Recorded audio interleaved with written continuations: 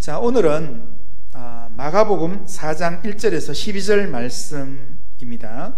오늘 본문은 예수님께서 씨 뿌리는 비유로 제자들과 무리들에게 하나님 나라에 대한 말씀을 가르치는 내용입니다.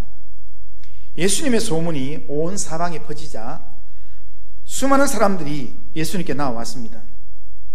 그들에게 예수님은 하나님의 나라에 대한 말씀을 가르쳐 주셨습니다. 그런데 하나님의 나라 하면 보이지 않는 나라인데, 보이지 않는 천국을 실감 있게 설명하고 또 듣는 사람들의 수준에 맞게 쉽게 설명하기 위해서 예수님께서는 비유로 말씀하셨습니다. 이 비유법은 당시 유대인들에게는 익숙한 그런 이 학습 방법이었습니다. 그런데 오늘 11절에 보면 하나님 나라의 비밀이라는 말씀이 나오는데, 비밀이라는 그 말씀 속에서 하는 것처럼 비유에는 비밀의 특징이 하나 있다는 겁니다. 비유의 특징이 몇 가지 있는데, 그 첫 번째 특징이 뭐냐면 천국 비밀을 알려주는 계시의 기능이 있다는 겁니다. 계시의 기능. 그러니까 천국을 드러내준다는 겁니다. 비유를 말씀하시면서 천국의 비밀을 깨닫는 자가 있다는 겁니다. 그래서 들을 귀 있는 자는 들으라 말씀하신 것입니다. 두 번째 이 비유의 특징은 뭐냐면 천국 비밀을 깨닫지 못하게 하는 비밀의 기능도 있다는 겁니다. 듣기는 들어도 알지 못하는 것이 이 비유의 특징입니다.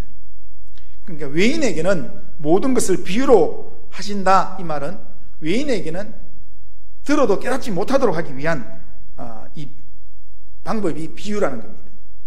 그러나 예수님께서 제자들에게 비유를 사용하신 목적은 제자들의 깨닫지 못하게 하려는 것이 아니라 쉽고 바르게 깨닫게 하기 위해서 제자들에게 비유로 가르치셨습니다.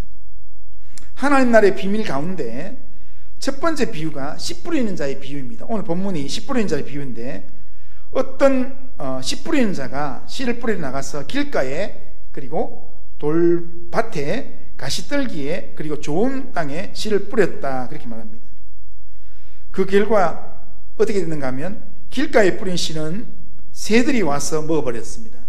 그리고 돌밭에 떨어진 씨앗은 싹은 나지만 뿌리가 없어서 해가 돋은 후에 타서 말라버렸습니다.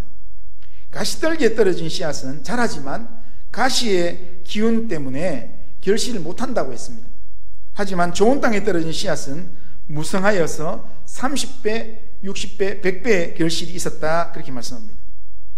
이 비유에서 씨 뿌리는 자가 씨를 뿌리는 목적은 열매를 위한 것입니다. 싹만 나기를 바라고 씨를 뿌리거나 열매 없이 단지 자라게 하기 위해서 씨 뿌리는 자는 관상식물원의 주인 외에는 없을 것입니다. 과일 농사에서는 열매가 없는 것은 모두가 다 헛수고입니다. 그런데 이 씨 뿌리는 자의 비유를 보면서 씨를 똑바로 뿌리지 왜 이렇게 씨를 길가에도 뿌리고 왜 가시밭에 뿌리고 하느냐라는 그런 불편한 마음을 가질 수도 있습니다. 그러나 우리가 분명히 알아야 될 것은 이 본문에서 문제의 초점은 농사 짓는 것 가르쳐 주려고 하는 게 아니라 하나님 나라의 비밀을 이야기해 주려고 하는 겁니다.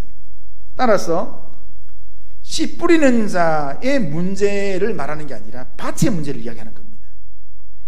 씨의 종류의 문제가 아니라 씨를 받아들이는 사람의 마음밭을 지금 이야기하는 겁니다. 그러므로 내가 길가와 같은 마음, 돌짝밭과 같은 마음, 가시떨기와 같은 마음이라면 믿어서 구원에 이르지 못한다라고 이야기합니다. 생활에 열매를 못 맺는다라는 그런 의미를 지금 가르치고 있습니다. 보기는 보아도 알지 못하면, 듣기는 들어도 깨닫지 못하는 이유가 바로 마음 자체가 길가와 같은 마음, 돌짝밭과 같은 마음, 가시떨기와 같은 마음이기 때문에 그렇게 되는 것입니다. 그래서 예수님은 3절에서 들으라 라고 이야기하고 9절에서는 들을 귀 있는 자들은 들으라 라고 반복해서 말씀하시는 겁니다. 우리의 마음밭이 처음부터 좋은 밭으로 시작하는 것은 아닙니다. 모든 밭은 처음에는 다 돌이 섞여 있는 밭이고 다 가시떨기가 있는 밭이고 길가와 같은 굳어진 밭입니다. 이런 밭을 일구어서 돌을 골라내고 가시떨기를 제거하고 도구로 갈아엎고 부드럽게 할 때, 그럴 때 좋은 밭이 되는 겁니다.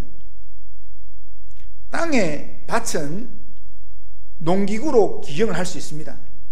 하지만 우리의 마음밭은 다른 것으로 기경이 안 됩니다. 우리의 마음밭은 오직 하나님의 말씀과 기도로 기경이 됩니다. 그렇기 때문에 하나님의 말씀과 기도가 우리의 굳어진 마음들을 부드럽게 하고 좋은 밭과 같은 그런 마음이 되게 한다는 겁니다. 신앙의 열매는 그냥 생기지 않습니다. 믿음은 들음에서 난다고 했습니다. 그리스도의 말씀을 듣는 데서 믿음이 생기고 그 말씀을 묵상하는 중에 우리의 믿음이 자라게 되는 겁니다. 그렇기 때문에 우리는 살아있는 하나님의 말씀을 귀 기울여야 합니다. 하나님의 말씀을 들을 수 있어야 합니다. 이것이 하나님 말씀을 듣는 것은 단순히 내 마음의 결심만으로 되지 않습니다. 하나님의 영이신 성령이 우리 안에 역사할 때 말씀이 들려지고 믿어지는 은혜가 임하는 것입니다. 그러기에 우리는 주님께 들을 귀를 우리에게 허락해 주옵소서, 마음으로 듣고 깨달아 알 수 있는 그런 영적인 귀를 우리에게 허락하여 주옵소서라고 기도해야 합니다. 내 마음이 옥토와 같은 마음이 되게 하사 하나님의 말씀을 듣고 받아들여서 순종하는 삶을 살게 하옵소서 우리가 기도해야 합니다. 하나님의 말씀을 의지하고 하나님의 말씀을 사모하는 믿음으로 기도하는 자에게 하나님께서 옥토와 같은 그런 마음을 허락해 주시는 겁니다.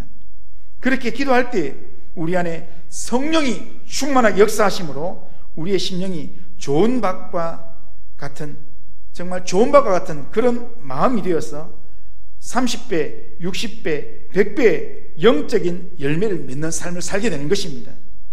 기도함으로 말씀을 믿고 기도와 말씀을 의지함으로 우리의 심령이 기도와 말씀으로 영적인 열매가 풍요로워지는, 풍성해지는 그런 은혜의 삶을 회복할 수 있기를 바랍니다.